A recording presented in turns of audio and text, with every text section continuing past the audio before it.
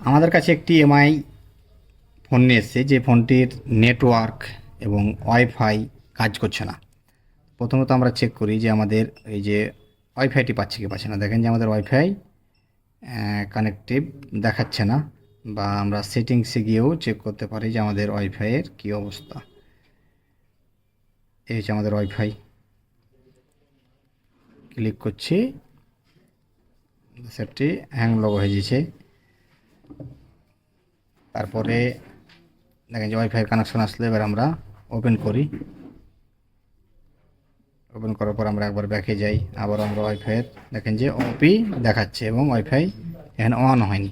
On হলে তো আমাদের কালার চেঞ্জ হয়ে যাবে, আসছে না। এবং এখানে আমাদের দেখেন সেটিং, এই মানে ইয়ে এখানে আমাদের সেটিং ইজ নট রেসপন্ডিং, এই প্রবলেমটাও আমাদের আসছে। তারপরে আমরা দেখেন যে প্রথমত সিম লাগাই। এই যে আমাদের সিম লাগাইলাম। সিম লাগানোর পরে আমরা এখন আমাদের সিম কানেক্ট পাইনি। আমরা সেটিংসে চেক করি, সিম ম্যানেজমেন্টে যাওয়ার পর সিম কার্ডের এখানে কোনো সিম, নো সিম, এটা তো নো সিম কার্ড, আমাদের সিম এখনও অ্যাক্টিভ হয়নি। আমাদের সিম না পাওয়ার পিছনে বেজ ব্যান্ড যদি অনেক সময় নষ্ট থাকে তো সিম পাবে না। দেখেন যে অলরেডি বেজ ব্যান্ড আছে, তো বেজ ব্যান্ড আছে, তারপর আমাদের সিমটা পাচ্ছে না। আমাদের এখানে ওয়াইফাই কাজ করছে না, তারপরে বেজব্যান্ড ঠিক আছে, নেটওয়ার্কও আসছে না, প্লাস এমনকি সিম পাচ্ছে না। আর সিম না পেলে তো আমাদের ফোনে নেটওয়ার্ক আসবে না।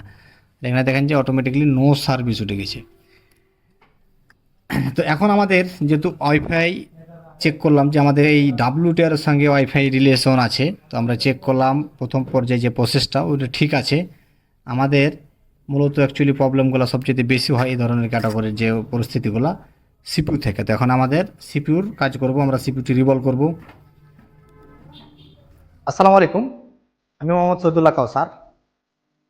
প্রায় 2010 সাল থেকে আমি মোবাইল সার্ভিসিং কাজের সঙ্গে যুক্ত আছি এবং দীর্ঘদিন নিজে কাজ করার কারণে অনেক বিষয়ের উপরে অভিজ্ঞতা অর্জন করি।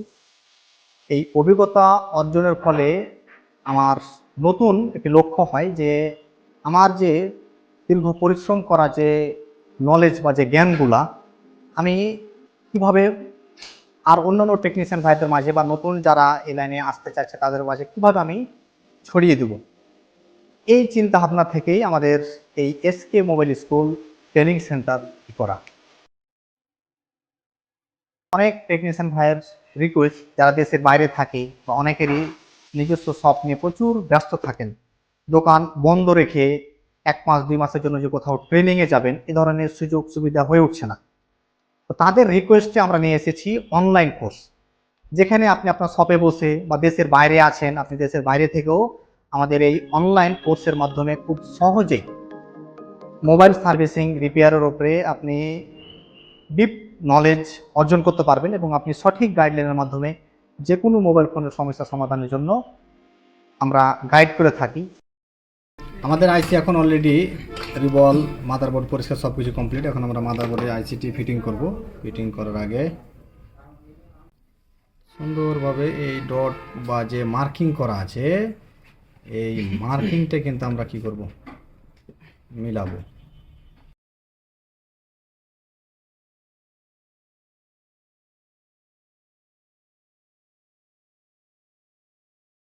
খুব আলতোভাবে টোকাটা দিতে হবে, বাস।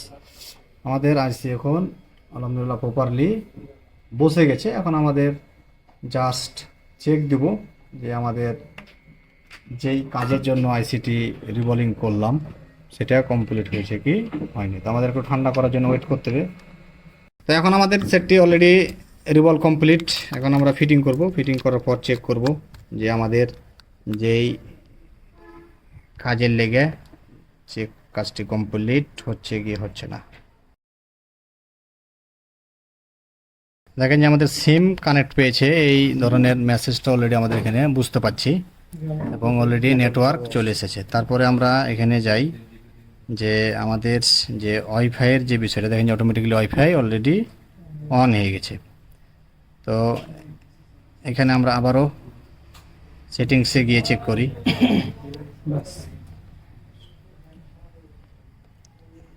দেখেন যে ওয়াইফাই অলরেডি কি আছে এখন আমাদের অন আছে, এবং দেখেন যে অলরেডি কানেক্টেড দেখাচ্ছে।